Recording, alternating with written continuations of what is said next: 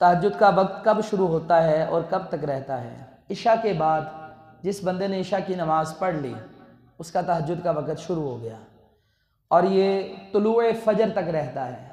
जब ये रात के अंधेरे में हल्की सी सफ़ेदी फूटती है जिसे हम फजर कहते हैं, तो जब फजर की अजान होती है तब तक ये वक्त रहता है।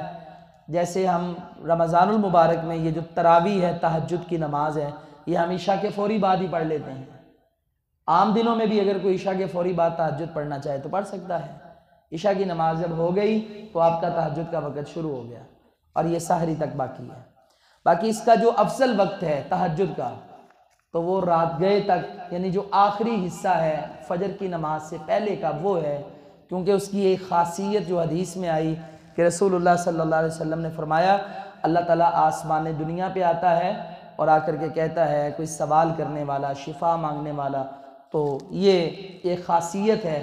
तो जो तहज्जुद पढ़ना चाहे, आजकल लंबी रातें हैं और अपने दुख गम लोगों से ना शेयर किया करें, अल्लाह के लिए एक दिन अमल करके देखें।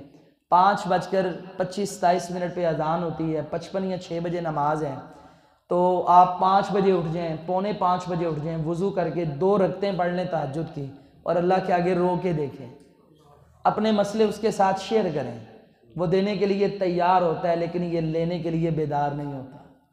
ये बड़ा बाबरकत तहज्जुद का वक्त है। अल्लाह ताला ये लंबी रातों का फ़ायदा उठाते हुए मुझे और आपको इस पर अमल करने की तौफीक दे।